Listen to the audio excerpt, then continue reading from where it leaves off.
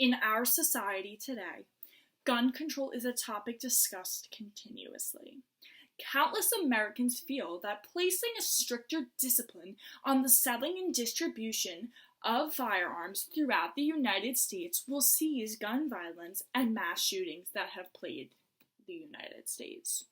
What if I told you that 13,436 people have died from gun violence in the United States as of May 4th, 2020? This statistic was found on gunviolencearchive.org. Good morning. My name is Jessica Bartoloni, and today we will be addressing the gun reform. Not so much as a whole topic, but as the familiar expression, guns don't kill people, people kill people, and the accuracy behind this catchphrase.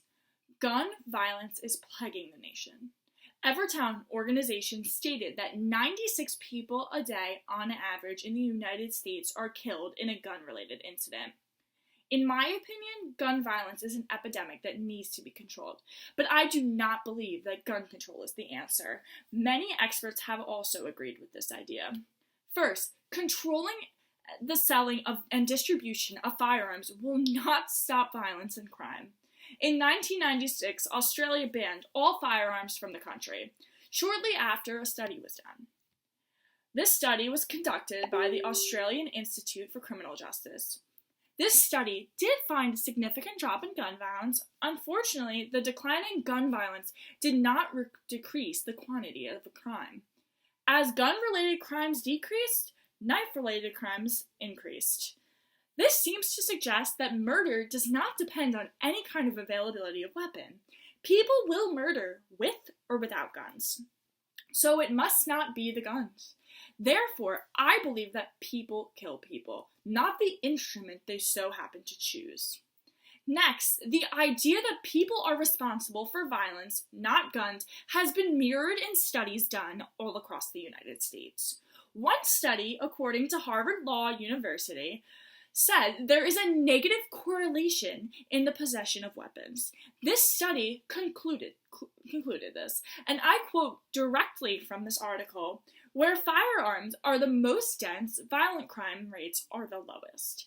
Where guns are the least dense, violent crimes are the highest. This means that even though guns are plentiful in some areas, it is up to an individual to use them. Also, the best way to control gun violence is to educate and advocate for peace.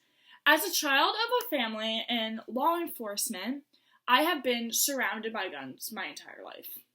Every holiday party, there were men with guns attached to their hips, because they took the oath to serve and protect.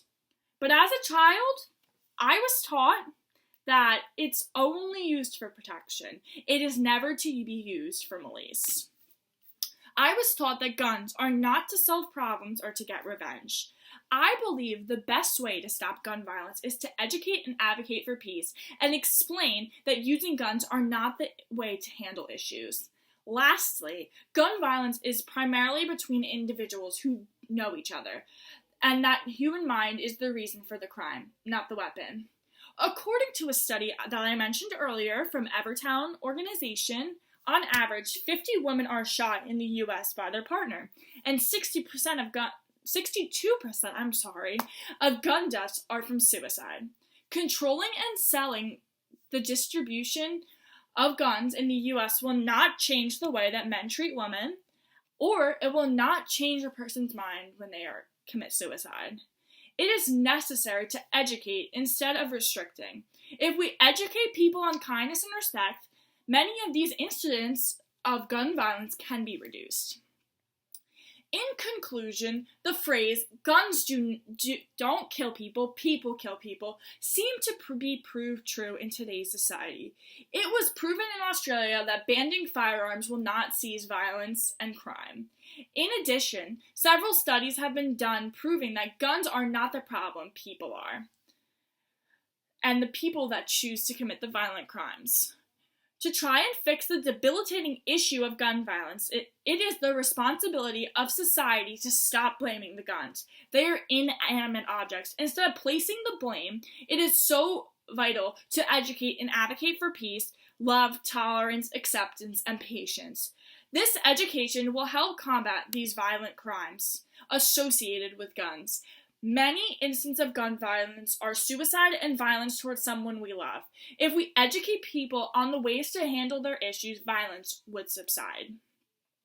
To conclude, we need to remember that guns are inanimate objects. Just as a car is a car, a pencil is a pencil. What we do with it is what makes a weapon. Just as we do not blame a car for drunk driving accident, we blame the person driving behind the wheel. We should not blame guns for the violence. We should place the blame on the person on the other side of the gun. Thank you for watching.